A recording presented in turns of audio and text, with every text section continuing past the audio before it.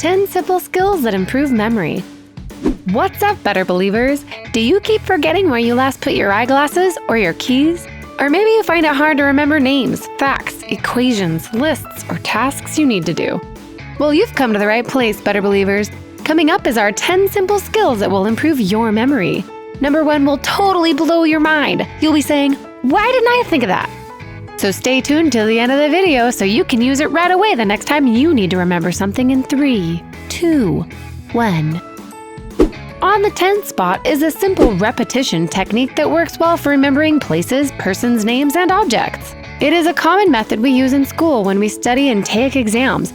We read notes and repeat them in our minds over and over again until it is implanted in our memory. It works well if you want to remember numbers or verses. When it comes to the contexts of textbooks, special techniques are more efficient to store information longer. Studying a material with comprehension and stimulating the brain by answering questions will activate attention and associative memory, which makes the process of remembering much more effective. This process is called active repetition. For example, answering the question, "Who is the father of psychoanalysis?" instead of just reading a text about Freud will make the details stick in your memory more efficiently. Another technique is called retelling. Remember the phone game where you whisper a message into the ear of the next person in line? By the time the last person says it aloud, the message has radically changed. It's been altered with retelling. Why, you ask? Because retelling activates verbal thinking that helps us not only to memorize information, but also to store the way of its reproduction or how the information is remembered. Oh, and before we move on to our countdown, don't forget to like this video, turn on notifications, and subscribe to our channel, or Bach will rise from the dead and eat your face off! Number 9. No matter what type of game it is, playing turns out to be not just for fun, but also for improving your memory. An incredible beneficial pastime, playing chess, holds our 9th spot. Each chess piece has a complex rule to remember when you play chess. It stimulates the memory recall needed to remember the moves of the opponent that you can counteract by picking up movement patterns to make you win. Scientists have shown that chess can checkmate Alzheimer's disease, which is directly related to the loss of memory. Being a good brain builder, playing chess does not only improve your memory, it also boosts active performance because it develops cognitive abilities, strategic thinking, and focus. This is a fantastic memory exercise for your kids, way better than plopping down with them in front of the screen, don't you think? I feel personally attacked. Number 8. Focus seems to be a rare skill to have, especially with the rise of behavioral disorders like ADD and ADHD, especially when there are lots of distractions around us. Obviously, the better you can focus on information, the better you can remember important details like your next wedding anniversary, your son's football game, or client meeting. Focus, which is linked to good memory, can be enhanced by our 8th spot, frequent meditation. Now close your eyes. Just kidding, we're watching. Meditation is a natural way to reduce stress and anxiety, which has been linked to improving cognitive functions, including improved memory. Research conducted in Boston found that regular meditation boosts cerebral cortex function. The cerebral cortex is responsible for learning, concentration, and memory.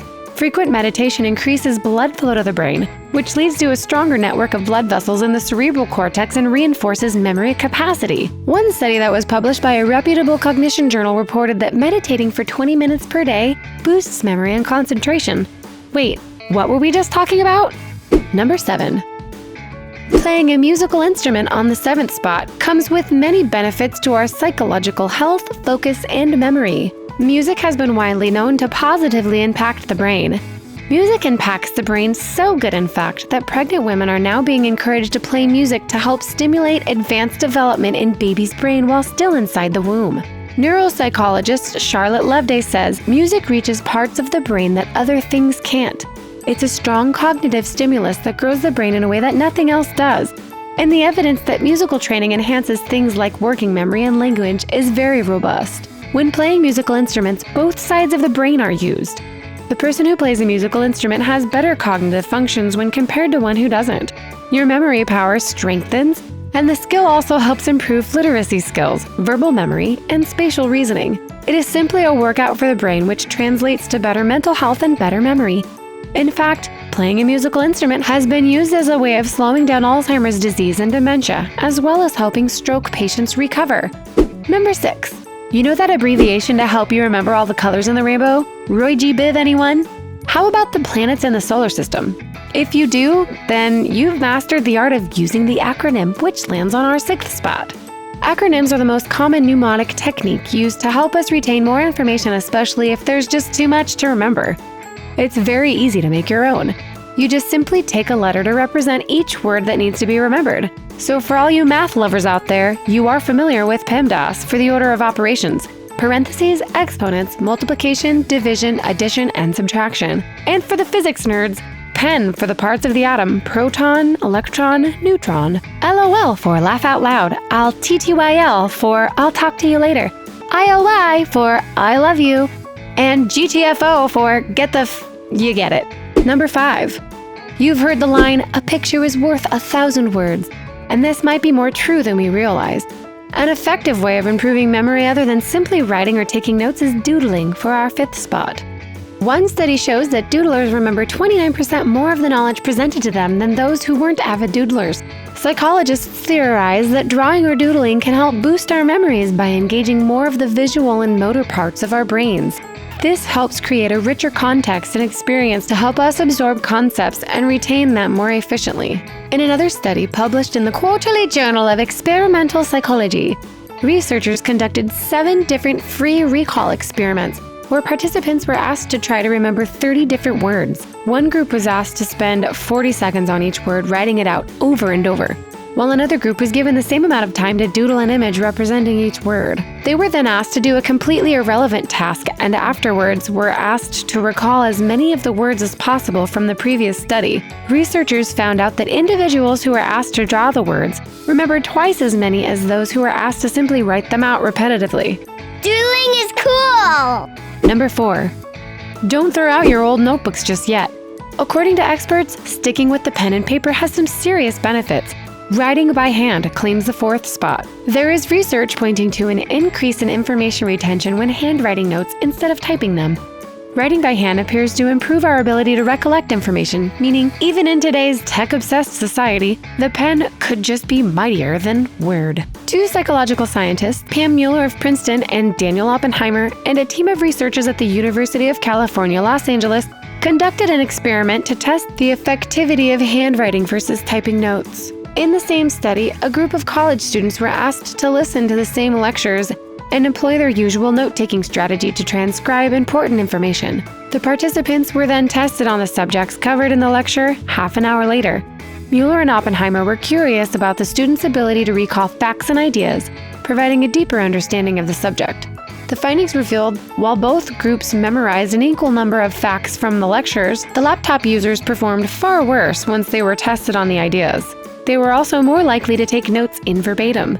And for this result, some universities are encouraging students to ditch their laptops and lectures and take notes by hand. Better work on that penmanship.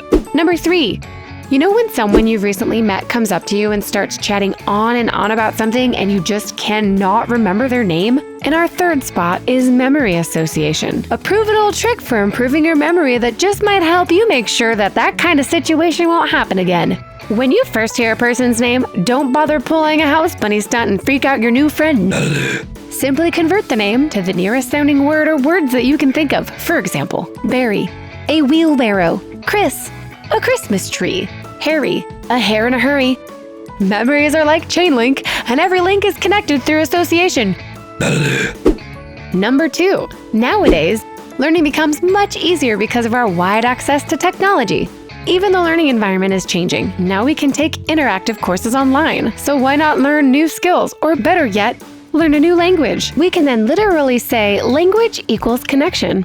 Ooh, but I'm too old to learn a second language. Before you get discouraged, let's check a recent study led by Dr. Thomas Bach, a lecturer at Edinburgh School of Philosophy, Psychology, and Language Sciences. According to the results of a new study, young adults proficient in 2 languages performed better on attention tests and had better concentration than participants who speak just 1 language. Dr. Bach tested 853 participants in 1947. They were retested in 2008 and 2010 when they were in their early 70s. He found that those who became bilingual performed better than expected. Therefore, learning a second language helps improve brain function regardless of age or when you choose to start. So what language do you want to learn? Tell us about it in the comments below. I think I want to do French. Number 1. If you are learning a new language, there is a technique that you can easily apply so you can effortlessly remember large groups of words or numbers. Holding our top spot is chunking. Chunking involves creating something more meaningful and therefore memorable from seemingly random bits of data. For example, if you need to remember a list of things such as buying strawberries, hamburger meat, apples, kiwis, and eggs, you can create a word out of the first letters, like shake, which is easier to remember than the individual items. If you've ever tried to remember a phone number by making a word out of the letters on the phone's dial pad, then you've used chunking.